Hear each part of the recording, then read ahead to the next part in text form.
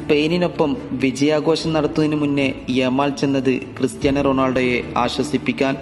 നിറകണ്ണുകളോടെ നിൽക്കുന്ന റോണോയെ കണ്ടപ്പോൾ ആശ്വസിപ്പിക്കാൻ കഴിയാതെ ഇതിഹാസത്തെ ചേർത്ത് പിടിച്ചു. റോണോയുടെ കരഞ്ഞു കലങ്ങിയ മുഖം ലോകം കണ്ട പോലെ തന്നെ ഇതുവരെ കാണാത്ത ഒരു യമാലിനെയാണ് ഫുട്ബോൾ ലോകം കണ്ടത്.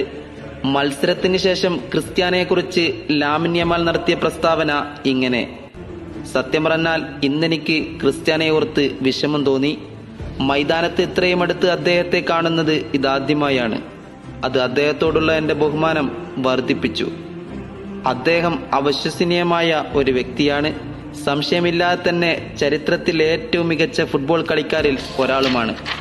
മത്സരം അവസാനിച്ചപ്പോൾ അദ്ദേഹം എത്രത്തോളം വൈകാരികനായിരുന്നുവെന്ന് എനിക്ക് കാണാൻ കഴിഞ്ഞു.